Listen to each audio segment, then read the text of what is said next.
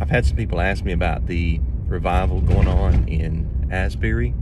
The only reason I know about it is because of some things on my Facebook page where people have been sharing and then resharing, and then some people are saying they're against it, some people are for it. So I try not to be negative on anything that I have not personally encountered or experienced, and I am extremely skeptical of a lot of what goes on through televangelism and word of faith preaching, prosperity gospel, charismatic chaos churches.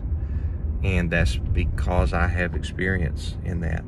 I see very, very little discipleship in the scriptures and a lot of anti-Torah or antinomian sentiments.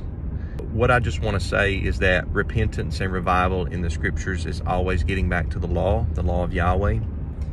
We see this under Hezekiah, under King Josiah. We see this in the ministry of Yeshua.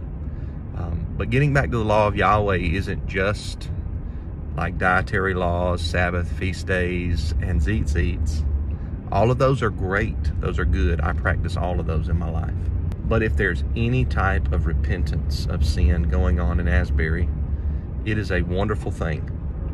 And repentance of sin could be repentance from lying, or repentance from disrespecting parents, or repentance of adultery, or repentance of hatefulness and bearing grudges.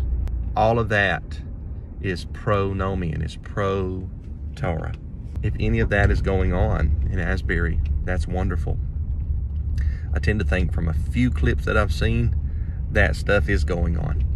As long as there isn't any, craziness happening, any anti-Torah or antinomian teaching, let's not be overly critical of things. Let's keep things in their proper perspective, yes, but let's recognize that people can be true followers of Christ and not be all in the same grade or at the same level. And just because somebody is not keeping a certain commandment that you might be keeping doesn't mean that they're not keeping the commandments that they know right now to keep.